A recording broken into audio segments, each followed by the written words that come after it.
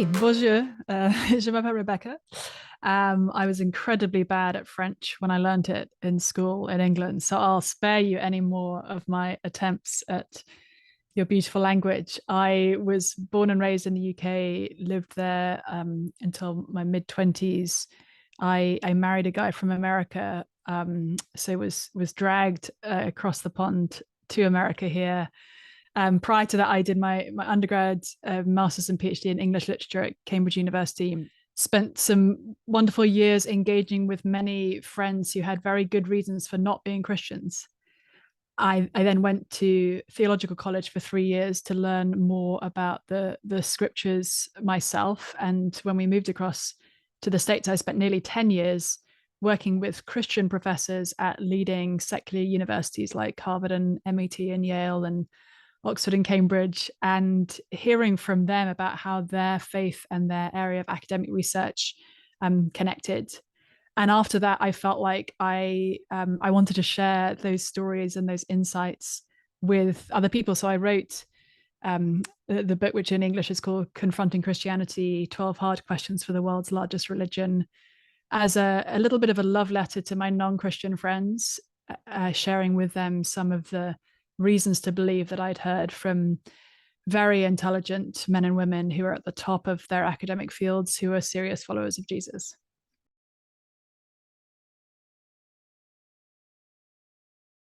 The question of tolerance is actually one that's in many ways been raised by Christians historically, because it's a deeply Christian ethic straight out of Jesus's own mouth, to not only tolerate those with whom we disagree, but actually to actively love them.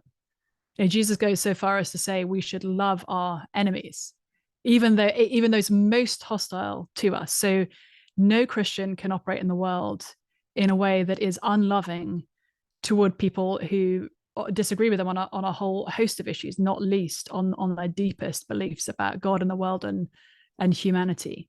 So there's a sense in which, as a follower of Jesus, tolerance is the bare minimum, the least that I should aim for as I relate to people who may identify as anything from atheist to agnostic to Jewish to Muslim to Hindu. But actually, the idea that in order to love and respect somebody, we must agree with everything that they believe and stand for, falls apart when we think about it in most ordinary situations in life. Actually, if I truly respect somebody, I'm going to take their beliefs seriously enough to recognize the ways in which they believe something profoundly different from me.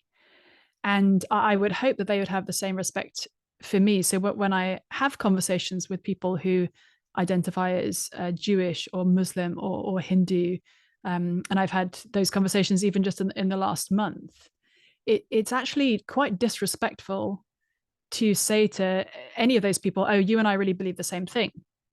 We don't. We're making very different claims about who God is, in particular who Jesus is, and what that means for us today. So is it intolerant to say that there is only one way to God?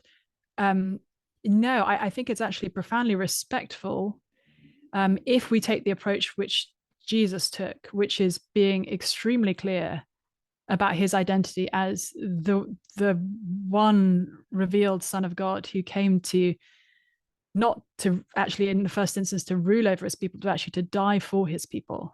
And at the same time, because of that, because he is the king, not just of the Jewish people to whom he came at first as a fellow Jew, but in his own words, the king of all the world. He's claiming universal kingship. That means that followers of Jesus should live as those who love people from every tribe and tongue and nation, and from every religious and ideological belief system.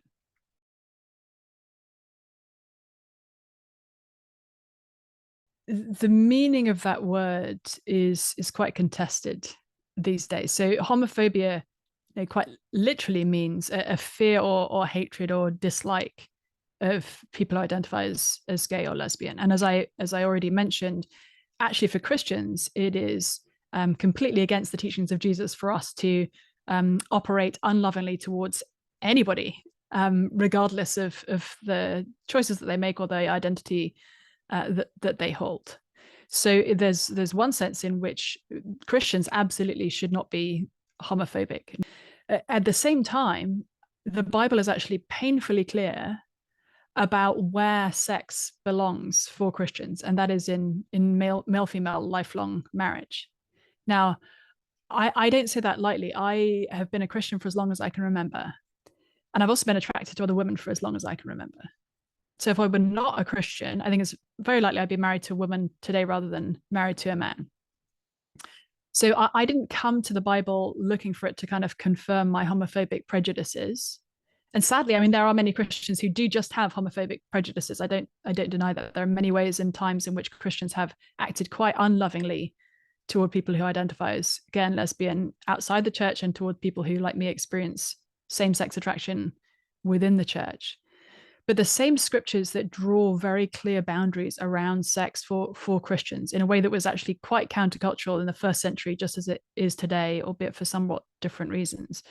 Those same scriptures call us to a deep and profound love of others. As I've mentioned, as in Greek and Roman culture, sex was about an expression of dominance, actually.